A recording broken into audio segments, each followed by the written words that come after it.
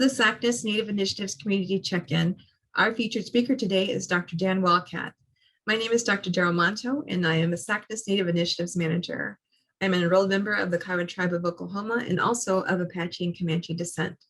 We are very glad you joined us and hope you enjoy this presentation. The Native Initiatives Community Check-ins were developed with our Native American and Indigenous members in mind. This past year has been challenging for many, and here at SACNAS, we felt it was important to encourage and support our community. In January, we held our first check-in featuring Dr. Tommy Begay, who talked about healthy ways in dealing with stress. And in May, we hosted Dr. Annie Belcourt, who shared more tips on dealing with stress, mindfulness, and digital storytelling. And today we have another amazing presenter, Dr. Dan Wildcat, who will be discussing the importance of taking care of ourselves, the environment, and the earth we are connected to, and everything else that is involved with that. It is my pleasure to introduce our guest presenter today, Dr. Dan Wildcat, who is a professor at Haskell Indian Nations University here in Lawrence, Kansas. He is an accomplished scholar who writes on Indigenous knowledge, technology, environment, and education. He is also the director of the Haskell Environmental Research Studies Center, which he founded with colleagues from the Center for Hazardous Substance Research at Kansas State University.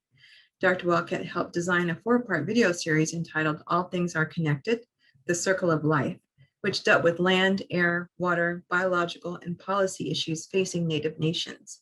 A Yuchi member of the Muskogee Nation of Oklahoma, Dr. Wildcat formed the American Indian and Alaska Native Climate Change Working Group, a tribal college-centered network of individuals and organizations working on climate change issues. In 2008, he helped organize the Planning for 7 Generations Climate Change Conference, sponsored by the National Center for Atmospheric Research. He is the author of several books, including Red Alert, Saving the Planet with Indigenous Knowledge, and Power in Place, Indian Education in America, with the late Vine Deloria Jr. At this time, I will turn it over to Dr. Wildcat, and he will share a little bit more about his background and begin his presentation. Dr. Wildcat? Yeah, Sonlay, Daryl. Thank you for that nice introduction. Agela-san, Zoya-ha, Yuchi-ha, Muskogee, Shadane, Adene. Good afternoon, everyone. My name is Dan Wildcat. I am a Yuchi member of the Muskogee Nation of Oklahoma. And I want to begin by acknowledging the beauty of this small part of the planet where I'm sitting. I'm in my home office right now, sitting less than probably a half a mile as the crow flies from the south bank of the Kansas River as it meanders across the north edge of Lawrence, Kansas. And I'm no more than 2 miles north, directly north of Haskell Indian Nations University, which has been my home now for almost 4 decades. And it's interesting, our South Campus sits on the edge of the Wakarusa wetlands. So I'm bordered by the Kansas River to the north, by the Wakarusa wetlands here, and Haskell on the south. And I want to honor those first earth keepers of this place, the Kaw people, Kaw Nation. I want to honor the Osage peoples. And there were many peoples who moved through this area because it's a very rich area, right on the edge of what was once that great tall grass prairie of eastern Kansas. And anyway, so I want to honor this place, the land, the air, the water, and those first earth keepers of this place as I speak today. This is a great topic, and it's an important one now. Most of you, this morning, August 9th, the Secretary General of the UN commented on a new report issued by the United Nations about climate change. And he's saying that really this report is issuing a code red for humanity and how we must change the way we live. And I was sharing with Daryl, my book, Red Alert, in 2009, raised that attempted to convey that exact message. It's very clear now we are in the midst of fundamental climate change on this planet. And so I want to first of all acknowledge the fact that many of our indigenous relatives climate change is not abstract at all. It's something they are experiencing palpably, very directly in their everyday lives now, in how they live, and where they live, whether it be on a coastal estuary, whether it be in the Great Plains, whether it be in the desert Southwest, or those beautiful forests and Great Lakes of that are the homelands of the Anishinaabe peoples. I think that the planet is changing, and it has issued a red alert for all of humankind that's paying attention. So let's start with really, I think, the most important thing that we need to be mindful of, and that is, and I think this comes on the heel of what we're still all experiencing with the COVID pandemic. I don't think many people are aware of how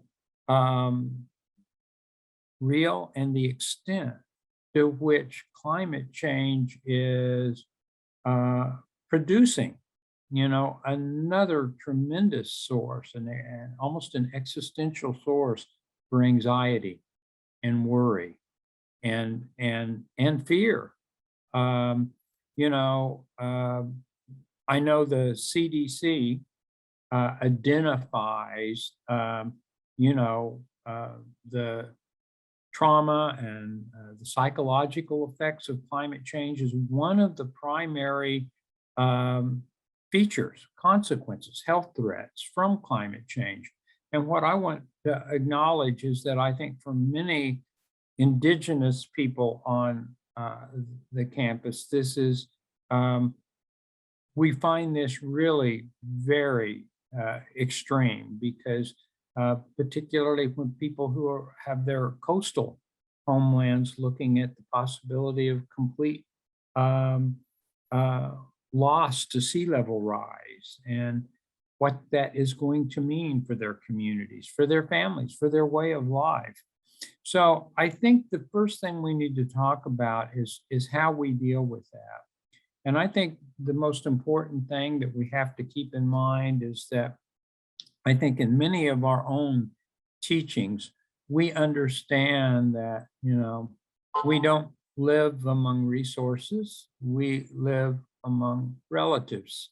And we think of the plants, the animals, the fish, the birds, sometimes the water itself, the wind, the land we stand on as living. And we acknowledge those features of the natural world as our relatives. And I think that we need to take some consolation in the fact that I think many of us are finding that one of the best therapies we can have, even in the midst of these dire situations, is to do the best we can to try to make sure we reconnect our lives in a very palpable way with the out of doors. This is another thing that COVID has presented to us, hasn't it? That, this kind of social isolation and the way people had to, basically sometimes, literally shut themselves up in their homes, and depending on where they lived and what their situation was, some people had the opportunity to continue to find, some freedom in going out of doors, because that might be the safest spaces they have.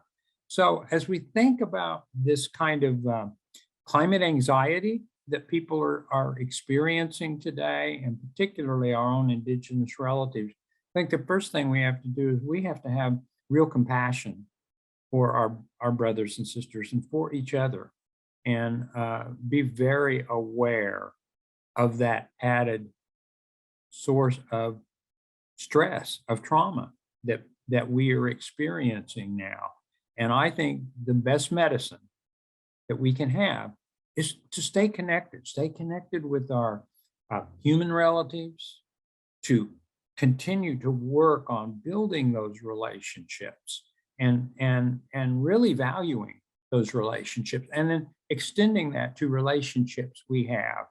I'm in Lawrence, Kansas. It's not a big town. It's a college town. We have Haskell Indian Nations University and KU here. But I've talked to other people who've experienced the same thing. Sometimes after a day of doing this kind of work, because we've been teleworking, I've been teleworking now for over a year. Um, the best medicine I find is just getting out of doors and going for a walk and turning my phone off. And it's that condition. I know we've had other speakers address this idea of mindfulness. I think creating a mindfulness about the life around us, the beauty of the world around us. I know it's difficult. Sometimes we are surrounded by a lot of ugliness. Um, you know, for better or worse, much of that ugliness is a human product, whether that be in the terms of chemical dependency, violence, uh, this kind of wrestling we have with historical traumas. Um, I think that's very real. But I think one of the things I'm thankful that my elders have shared with me is that, you know, you never try to forget that or not think about it. We recognize that reality. But I think the beauty of this world is if you can take that moment to get out of doors, to take a walk, to go find your favorite place to sit and practice that mindfulness of the world around you, that is really good medicine. That is a great way for you to feel better. I know sometimes, boy, I'm overloaded with the problems of the world are weighting me down. But then when I get out of doors and I turn my phone off, and I'm just reminded of, oh, wow, there's all of this beauty surrounding me, this natural beauty. So I think that's one of the messages that I'd like to convey, that I think this attitude of mindfulness is very critical today, and we ought to practice that. And I think that's particularly applicable to our relationship to the world out of doors that we call our home. And so I'd really encourage people to try to make sure they can practice, getting out of doors regularly and turning their phone off, and be surprised what you'll hear. Birds, uh, the wind. Uh, it can be a good way to make you remember that, we're an important, but just one small part of this beautiful Mother Earth. Um, the other points that I'd like to make about uh, our mental health and our physical health is that I do think that, when we look at a lot of the things that are a consequence of climate change, and by the way, I do want to point out there is CDC has on their website. You can Google it and look for climate health impacts, and they do a nice rundown of health impacts. And we don't have to go talk about all of them. But we can go through a kind of a quick survey and then think about how these impact our relatives, whether they're living on reservations, whether they're urban, suburban, wherever. One of the things we're experiencing now, heat waves and heat stress. This is something we have to be very mindful of. We need to take care of ourselves. We need to stay hydrated. And we particularly need to be mindful of our elders who may not, are very susceptible to heat stress. So again, let's strengthen those relationships among ourselves so we can take care of each other. I think we already are seeing the extreme weather events, whether it's tornadic activity, dramatic rain events, flooding, and at the other extreme, droughts. Well, both of these have incredible consequences to public health and our general welfare. With weather events, of course, particularly tornadic activities and things, not everyone has a shelter to go into. And that becomes, then a very frightening event. But I think we've got to start thinking now about these things. So we want to make sure as we do new construction in Indian country, we be thinking about, are we prepared? Have we made as those places that where we can be as safe as possible during extreme weather events? Droughts, again, the other thing, how that impacts food.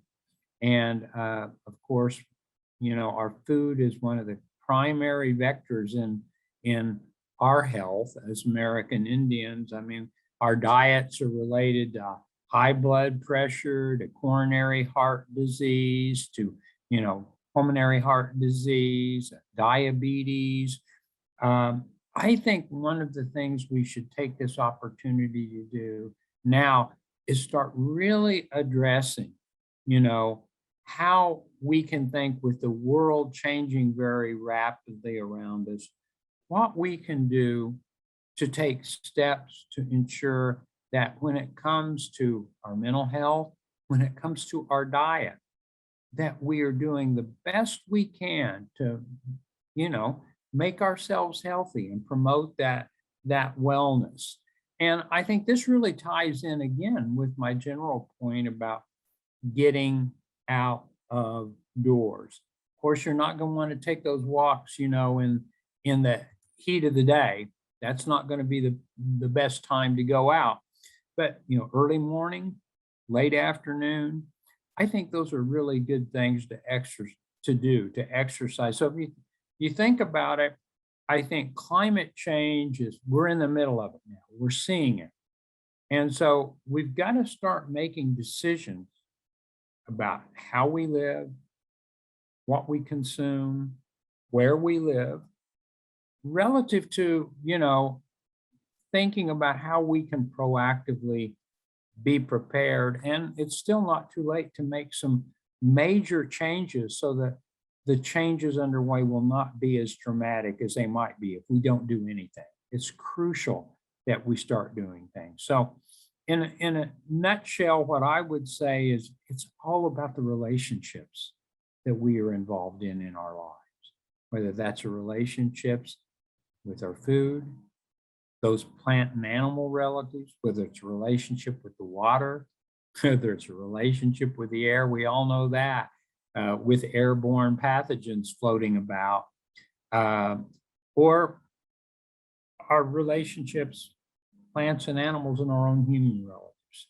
I would say we need to develop a really incredible kind of mindfulness about these relationships.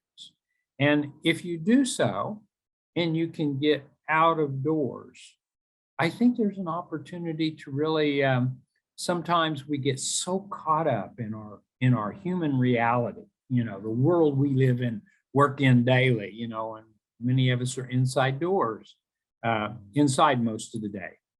Get out of doors, try to breathe some of that fresh air, and listen to what the world around you, even in an urban area, you might be surprised what you might hear. I think right now the best medicine we can have is to be mindful of all of these relationships we are involved in and do our best, okay, to live in a respectful and a responsible way. We do have responsibilities. And I think the most important thing that Indigenous people can contribute to the world right now is that point that, we understand as valuable as inalienable rights are, we understand that those rights are fairly hollow and groundless unless they're counterbalanced with unalienable responsibilities we have. And so I think it's a good medicine, as our ancestors practiced, to live among relatives, because when we do so, we don't argue about resources and who has the right to use this or that. We think about what is our responsibility to the plants, to the air, to the water, to the soil. And I think that's a good thing. And we need to really promote that today and develop that sort of mindfulness. So that would be my general message today. And it's it's really about doing what you can to take care of yourself. We need tremendous systemic change. And that's another discussion of how we're going to change these systems that have produced this. But for the time being, you're not going to be able to fight for those changes if you're not healthy and if you're not well and if you're not in a good place in your spirit, in your mind, in your body, in your emotions.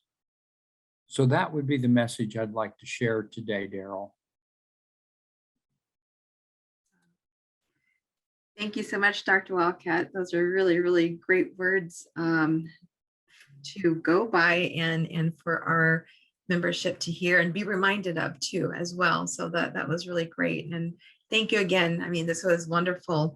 For our viewing audience, we will be sharing additional resources from Dr. Wildcat in the email that will be going out promoting this community check-in, and also it will include his contact information as well. If you enjoyed today's webinar, you can find upcoming and previous webinars on our website at sacness.org/webinars. And if you're not a member of SACNAS and are interested in becoming a member, please visit our website at sacness.org/memberships.